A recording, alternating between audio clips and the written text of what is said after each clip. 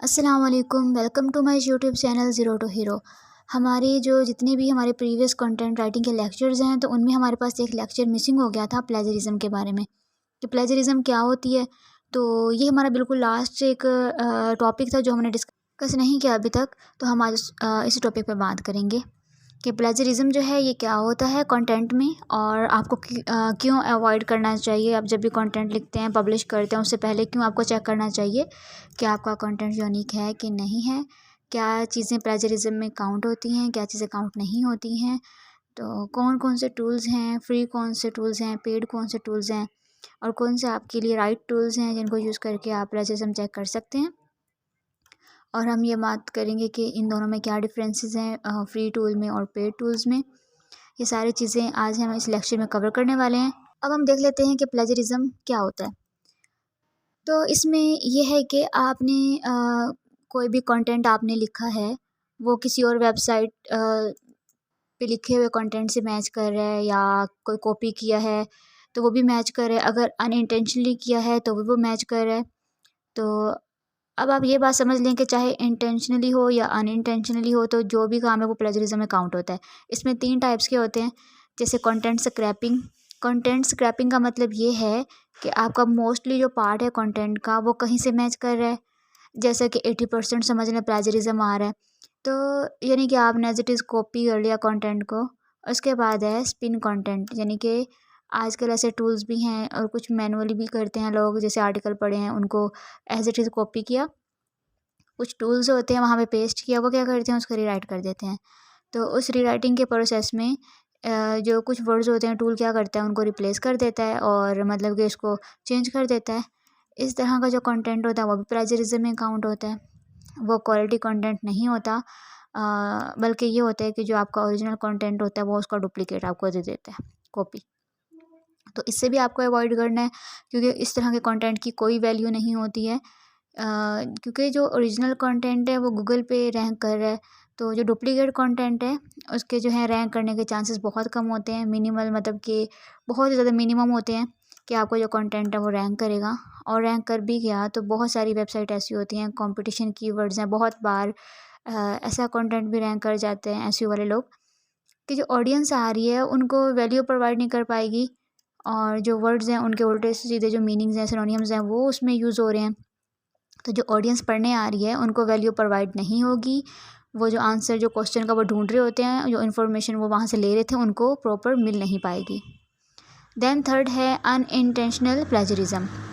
बहुत दफ़ा ऐसा होता है कि आपने कोई आर्टिकल लिखा, सपोज 1000 वर्ड का लिखा, तो आपने अपने हिसाब से लिखा, जो रिसर्च किया आपने या जो भी आपके पास थॉट्स ओपिनियंस थी, सारा कुछ आपने कवर कर लिया, अच्छे पॉइंट्स उसमें कवर किए, अच्छा कंटेंट आपने अपनी तरफ से बनाया। बट बहुत बार ऐसा होता है कि इतना सारा कंटेंट जा रहा है आजकल ऑनलाइन गूगल पे, तो वेबसाइट के थ्रू, तो उसमें कहीं ना कहीं आपके कुछ वर्ड सेंटेंसेस दूसरी वेबसाइट से मैच कर जाते हैं।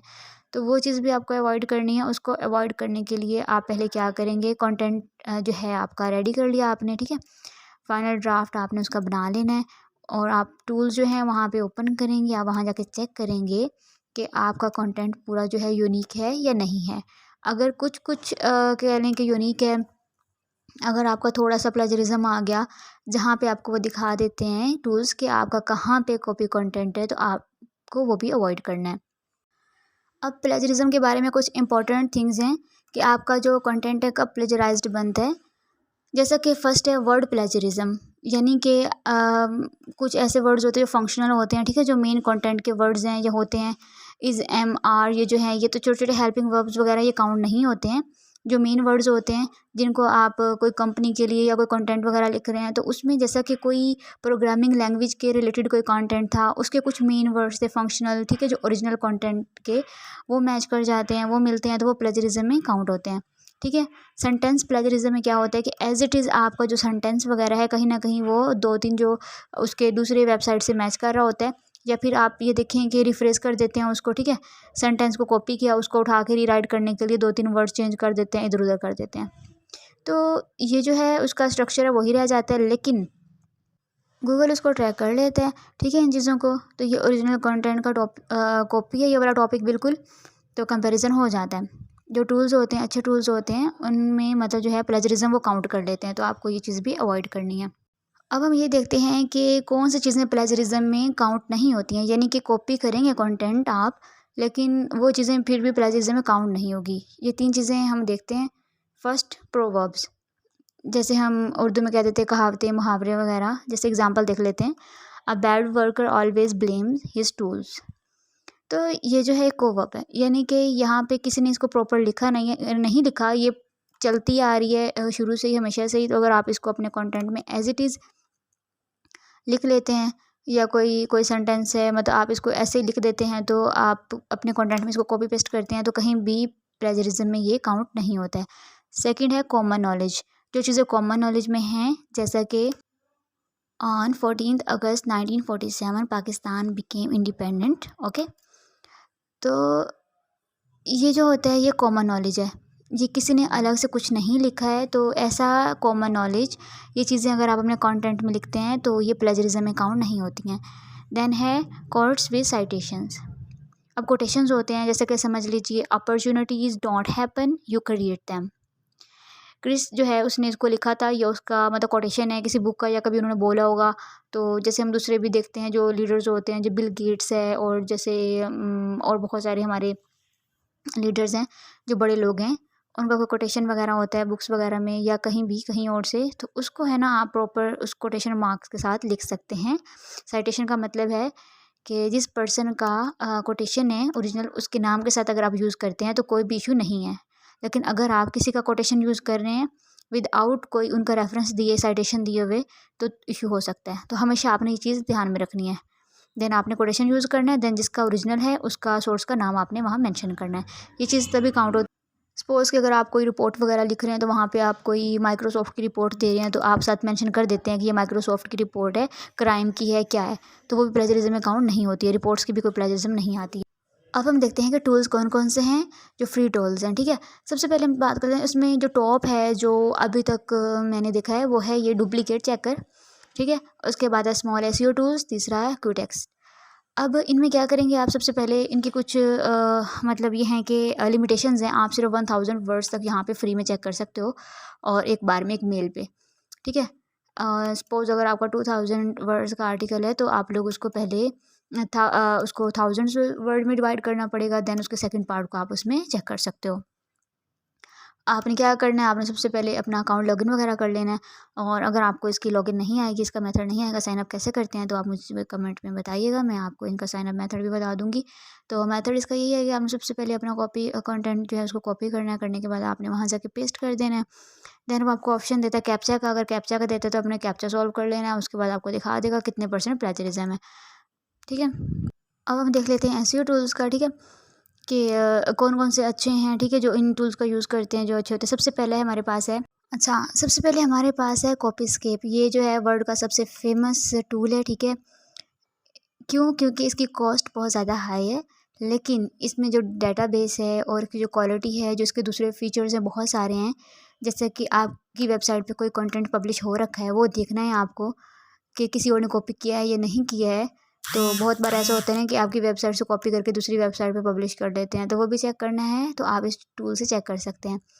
और ये कॉपीस्केप है, ये पेड टूल है। यहाँ पे आपको एक वर्ड लिमिट दी जाती है, जितने वर्ड्स आप काउंट करते हैं, कुछ परसेंट पॉइंट्स होते हैं, पेमेंट जो आप करते हो वो कटती रहती है। मैं खुद भी पर्सनली, मेरे जो कुछ क्लाइंट्स हैं वो कॉपीस्केप ही यूज़ करते हैं, तो ये बहुत ही अच्छी एक मतलब की टूल है। उसके बाद आती है ग्रामरली, ठीक है। इसका बेनिफिट ये है कि आप अपना कंटेंट एडिटिंग, प्रूफ रीडिंग वगैरह जो है, ओरल क्वालिटी वगैरह उसकी, वो भी इम्प्रूव कर सकते हैं, और इसकी राइटिंग वगैरह भी आप चेक कर सकते हैं। उसके बाद है थर्ड यूनिचेक। अब ये जो है ये भी एकेडमिक प्रोजेक्ट्स वगैरह के लिए ज़्यादा यूज़ होता है, जो एकेडमिक राइटिंग वगैरह करते हैं उनके लिए ये प्रेफरेबल है। तो कॉपीस्केप का अगर हम एक बार देख लेते हैं, तो बल्कि हम ऐसा करेंगे कि मैं आपको इन सारी वेबसाइट्स पे हम कैसे चेक करते हैं प्लेजरिज्म, पेड वाली वेबसाइट्स पे भी और फ्री वाले टूल्स पे भी, तो वो सारे मैं आपको एक अलग से सेपरेट वीडियो में दिखा दूंगी। और जो ग्रामरली उसका मैंने पहले आपको लिंक शेयर कर दूंगी डिस्क्रिप्शन में, मैं बता चुकी हूँ कि आप उसको लॉगिन वगैरह कैसे कर सकते हो, यूज़ कैसे कर सकते हो। लेकिन वहाँ पे प्लेजरिज्म कैसे चेक करनी है अपनी पेड टूल पे, वो मैं आपको एक सेपरेट वीडियो में उसका मैंशन कर दूँगी। तो कुछ ये फ्री और पेड टूल्स हो गए। तो जब आप कंटेंट लिखेंगे हमेशा, तो आपने ध्यान रखना है कि प्लेजरिज्म हमेशा 100% आपको चेक करना चाहिए। अब कुछ लोग सोचते हैं कि कॉपी कंटेंट हो गया, अब इसका इश्यूज़ क्या हो सकते हैं, कॉन्सिक्वेंसेस क्या हो सकते हैं प्लेजरिज्म कंटेंट के। फर्स्ट ये है कि आपकी जो वेबसाइट है, जो होस्टिंग प्रोवाइडर है, आपकी बैन कर सकता है। जैसे कि मेरी वेबसाइट पे कंटेंट जो था वो किसी थर्ड पार्टी ने यूज़ कर दिया और मुझे पता चल गया, तो उनके होस्टिंग प्रोवाइडर से मैं कंप्लेन कर सकता हूँ। या फिर ये होता है कि उस कंटेंट को मैं अगर रिपोर्ट करता हूँ, जो होस्टिंग प्रोवाइडर है वो उसके पास जाएगा, रिक्वेस्ट देम, ठीक है, they can close the website. दूसरा ये हो सकता है इशू कि लीगल एक्शन भी ले सकते हैं कुछ कंपनीज, ठीक है। जैसे माइक्रोसॉफ्ट का कंटेंट कहीं कॉपी हो गया, अगर वो लीगल एक्शन लें, तो जिस कंपनी ने कॉपी किया तो उनकी ब्रांड वैल्यू जो है इम्पैक्ट आएगा उन पे। दूसरा ये कि बिजनेस वगैरह बंद कर सकता है उनका, लीगल इश्यूज हो सकते हैं, तो बहुत सारे बड़े बड़े कॉन्सिक्वेंसेस हो सकते हैं। तो हमेशा कंटेंट में जो है ना, हमेशा चेक करना है कि प्लेजरिज्म 100% यूनिक हो उस कंटेंट में, उसके बाद ही उसको ऑनलाइन पब्लिश करना है। Thank you so much. तो हमारा कंटेंट राइटिंग का जो सारे लेक्चर्स थे वो यहाँ पर एंड होते हैं। अब कोई भी ऐसी चीज़ नहीं है जो आप इसमें मिसिंग हो, कोई लेक्चर मिसिंग नहीं है। लेकिन उसके अलावा जो टूल्स वगैरह की बात है, जो कोई इसमें फ्री आती हैं वेबसाइट्स वगैरह, तो वो मैं इंशाल्लाह मेंशन करती रहूँगी। कमेंट्स में अपना फीडबैक ज़रूर दें, वीडियो को अपने दोस्तों में शेयर करें, चैनल को सब्सक्राइब करें। अल्लाह हाफ़िज़।